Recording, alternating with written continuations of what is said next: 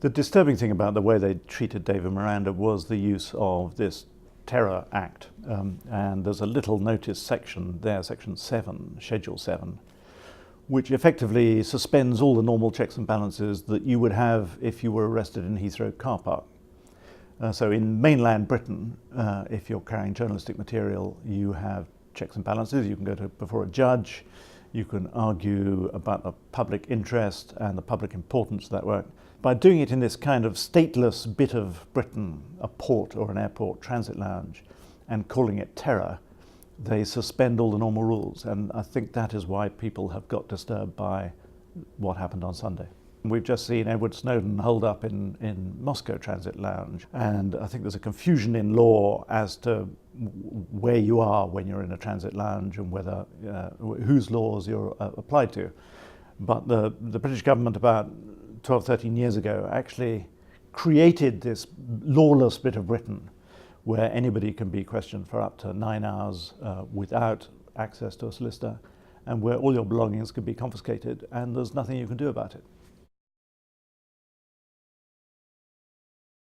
Well, The Guardian is supporting that action, and we are supporting that in terms of financing it, because David Miranda was acting on behalf of Glenn Greenwald at the time that he was detained. So we support that action, and I think it's a good thing to challenge that law and see exactly why terror and journalism are being elided in this disturbing way. David Miranda wasn't really on assignment. He is Glenn Greenwald's partner, and Glenn Greenwald's a very busy man, and he assists Glenn in his journalistic work, and he was acting as a messenger or intermediary in a way that is difficult for Glenn at the moment, because he's got a lot of work to be doing in Brazil, and I think he's also a bit nervous about travelling at the moment.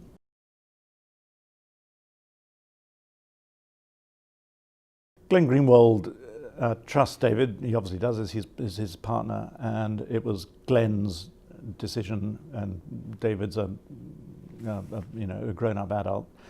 He wanted somebody he could trust, and that was important that Glenn felt he had somebody he could trust.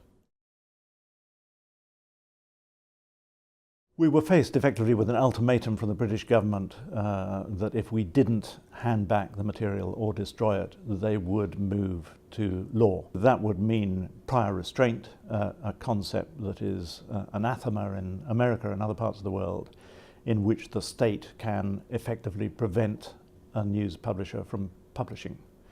And I didn't want to get into that position.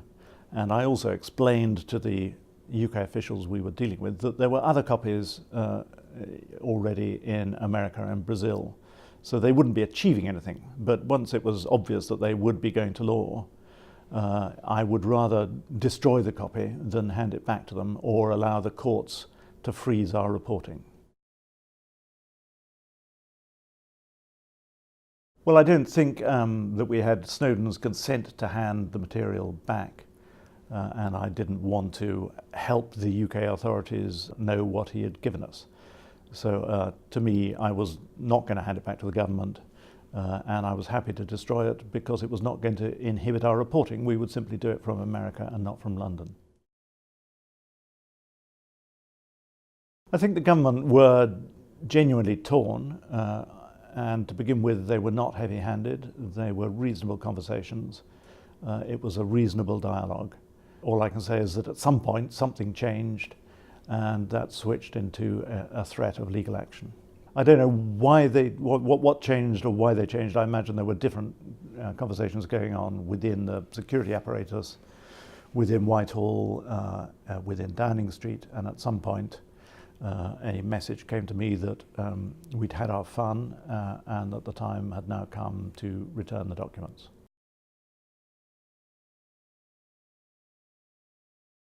I think any journalist reading the Snowden revelations ought to realize that with the mass collection of millions and millions and millions of emails, details of phone calls, texts, that the business of reporting securely and having confidential sources is becoming difficult. And I think our further revelations will underline that. I mean, obviously this is a much bigger subject than just journalism, and it affects every citizen. But journalists, I think, should be aware of the difficulties they're going to face in the future, because everybody in 2013 leaves a very big digital trail which is very easily accessed. I hope what this will do will send people back to read the stories that so upset the British state, because there's been a lot of reporting of what GCHQ and the NSA are up to. And I think what Snowden is trying to draw attention to is the degree to which we are on a road to total surveillance. We're not there yet, but in these documents there is the stated ambition to scoop up everything and store it all, and to master the internet. This is the language that's being used internally. And Snowden essentially risked his freedom to wave a big red flag and say, look, this is the infrastructure they're building. And I think in America and in Europe, countries which have recent history of what that kind of surveillance means, this is being taken very, very seriously and has started a big debate. And I think the danger is that in the UK, we're a kind of blessed country. We haven't had that kind of recent history. The danger is we're a little bit complacent about what's being revealed.